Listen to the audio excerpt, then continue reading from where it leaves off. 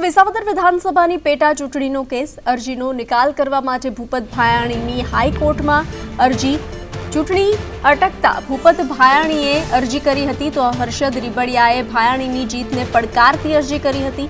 મોહિત માલવિયાએ પણ જીતને પડકારતી અરજી કરી હતી। વધુ વિગત સાથે જોડાઈ ચૂક્યા છે સંવાદદાતા દિવ્યા ચૌહાણ। જી દિવ્યા, શું છે વધુ વિગતો? બનતી વિસાવદર વિધાનસભાની પેટા ચૂંટણી હજી સુધી જાહેરાત નથી કરવામાં આવી, કારણ કે ભાજપના ઉમેદવાર હર્ષદ રીબડિયાની અરજી પેન્ડિંગ હતી। બીજી તરફ અન્ય એક વ્યક્તિ દ્વારા ભૂપત ભાયાણીની જીતને પડકારવામાં આવી હતી।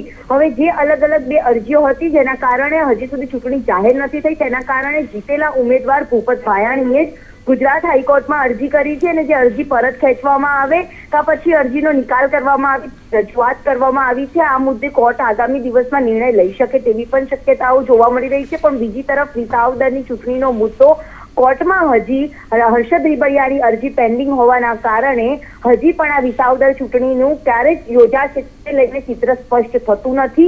આગામી 11મી એપ્રિલે હિયરિંગ કોર્ટમાં હાથ ધરાય તેવી પણ સંભાવનાઓ છે તે જોવા મળી રહી છે। જી દિવ્યા, જાણકારી સાથે જોડાવા બદલ આભાર।